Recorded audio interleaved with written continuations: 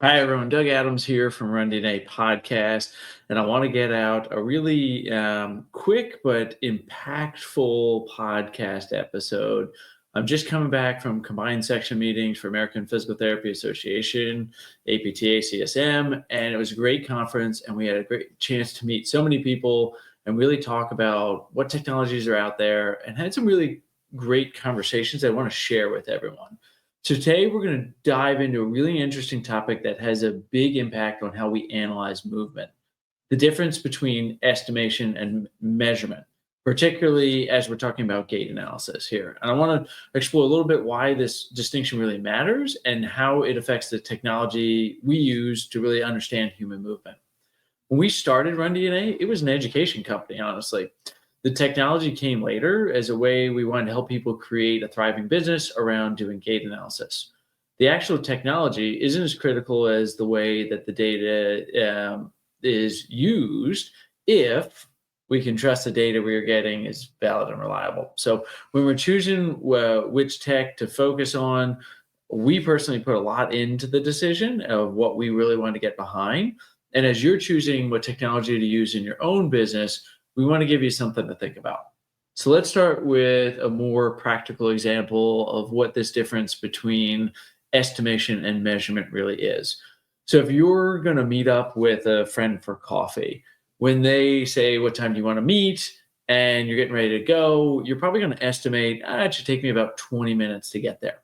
You're just going to say it because if you're a minute or two late, it's not a big deal. You're meeting a friend for coffee. If you are going to get ready for a international flight, you're going to want a lot more precise data. You're probably going to want to check the traffic before you go. You're going to want to understand like a map to tell you exactly how far you are away. You're going to be much more careful about how you measure this because the stakes are much higher if you miss your airplane versus if you're a couple minutes late to coffee with a friend. This same principle of matching precision to the stakes applies to directly how we analyze human movement. We've got a lot of options for technology out there today, from inertial measurement units, handheld dynamometers, markerless 2D, up to sophisticated 3D motion capture systems. Each one of those has its place, but understanding their fundamental differences is crucial in how you use them. So let's talk about, because we saw some more of these sensors around at CSM, let's talk about IMUs first, or inertial measurement units. These are really clever devices that estimate movement patterns using accelerometers, gyroscopes, and sometimes magnetometers. It's basically like having a very sophisticated smartphone strapped to different parts of your body. And when you have a couple of these, you're actually able to interact and get some estimates of measurements with it. They're portable, they're relatively affordable speaking, and can provide some valuable insights into movement patterns. But here's the key word. That is an estimate. It is not measuring movement as much as it is estimating movements using algorithms and using math basically to figure out what likely is happening during it there. So think of IMUs like trying to guess how many jelly beans are in a jar. You can make an educated guess based on the jar size, how densely packed the jelly beans really appear to be, and you're going to be able to come up with a pretty good estimate of maybe what's going on here. Similarly, IMUs are making educated calculation about joint angles, movement patterns based on sensor data. And just like that jelly bean estimate might be close enough for a carnival game, IMU data might be perfectly suitable for a lot of clinical applications here. Now, contrast this with 3D motion analysis. This is the gold standard in movement science. This is like counting every single jelly bean in the jar. You're using high-speed cameras, reflective markers. These systems are actually measuring precise position of body segments in three-dimensional space. So there's really no estimation involved. It's pure measurement. So what's the difference? It's all about accuracy versus convenience, and more importantly, matching the tool to the task at hand. We also see that the type of movement will have an impact on whether an estimate or a measurement is needed. So IMUs do better with stationary movements, like if you're doing a squat, an IMU might be very good because there's not a lot of noise.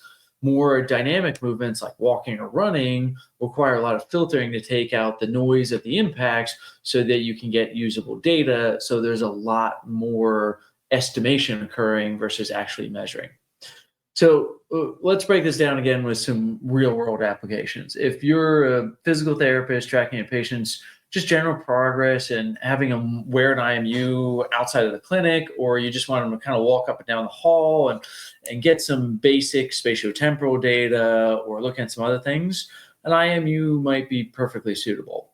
You're looking for broad patterns and trends, and the convenience of the quick portable measurement could even mean more consistent monitoring. So there's definitely a place for those types of units. But if you're a clinician that's looking for the subtle biomechanical effects of a new prosthesis, or you're doing a formal gait analysis to see how you might want to change somebody's gait patterns, then you need the absolute precision of 3D motion analysis. The stakes are simply too high for estimating. If you're looking at that prosthesis or you're doing gait analysis and gait retraining, then you need to be able to make sure that you're confident in the measures that you're providing. And that's where there's not always an either or, obviously, other than budget. Budget always has an impact on some of these things too, but you could use a great system. And we actually have a bunch of our Helix 3D users that will often do the analysis. And then if they want to do some in-field monitoring, they might use an IMU or something, shoe-based or body-based, that they're able to track what is happening outside of there to see if they are continuing the gait retraining. But it starts with the precision of measurement with the 3D analysis first, and then you're going to be able to see a little bit more of the benefit of some of the monitoring. So this brings us to a crucial point, and what we're really trying to convey in this quick episode here is about the principle of matching precision to potential impact. Just as you wouldn't use a rough estimate for dispensing medication or building a bridge, you wouldn't rely solely on estimating movement patterns for critical decisions or conclusions that could affect the patient's outcomes. So if you were estimating how many jelly beans are in that jar, you wouldn't, if you were a pharmacist, estimate, the bottle is this big, I should be able to fit about 30 pills in there. That should be close enough. And I'm just going to fill the bottle up and hand it to them there. And hopefully the patient has enough for what they need. It has to be precise. And when you're looking at doing things from precision, you have to make sure that the tool matches up with what you're really looking to do. It doesn't mean, though, that estimations don't have their place. In fact, they're invaluable for a lot of applications. It's just the key, and what we're really trying to convey is that understand when you are estimating something and is that sufficient enough, and when you're measuring something and when that provides enough data that you need to make an informed decision. So as technology continues to advance, we're seeing really great developments in both the estimation and the measurement tools. Like IMUs are becoming more sophisticated, better algorithms, and more accurate estimates. Definitely moving in the right direction. 3D motion capture systems are much more accessible. They're much more user-friendly. I say this all the time. When I do a gait analysis, I'll tell a patient, what we just did in those past couple minutes, that 5 to 10 minutes, used to take an hour. Now we can do that in under 4 minutes if we're just trying to bang it out here. That is much faster. So both technologies are advancing, and I think it's important that we keep up with these technologies and understanding the role of them and understanding what the benefits are. So what's the takeaway? It's understanding that both estimation and measurements have their place in movement analysis. The challenge and really the opportunity lies in matching the level of precision to the potential impact of being wrong. For a general activity tracking app, estimation might be perfectly fine if you're looking to count steps, maybe cadence, and maybe a little left-right balance. For somebody that the stakes are higher and you're looking to get rid of their pain or reduce their likelihood to get injured or looking how to improve their performance, then we need much more precision. We need much more measurement. So are you using the right tool for the task at hand? Hopefully this just gives you a little insight. I know we get a lot of questions about technology, and you can kind of understand why we've chosen the technology that we did, because I wanted to make sure that we're providing that precision for providing really meaningful interactions with gait. So thanks for listening to this quick episode. I'd love to hear your thoughts on this. Please join us and keep listening to the podcast. Check us out on YouTube and check out the RunDNA newsletter as well. And thanks as always for being part of the RunDNA community. Like what you hear? Leave a review of the show wherever you listen, and don't forget to subscribe so you never miss an episode.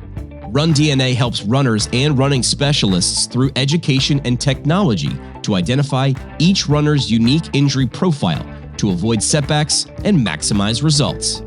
The RunDNA Podcast is produced by Ace Running LLC. The RunDNA Podcast is intended for educational purposes only. No clinical decision-making should be based solely on one source. While care is taken to ensure accuracy, factual errors can occur. Always seek the guidance of qualified medical professionals before making healthcare decisions. Find us online at RunDNA.com.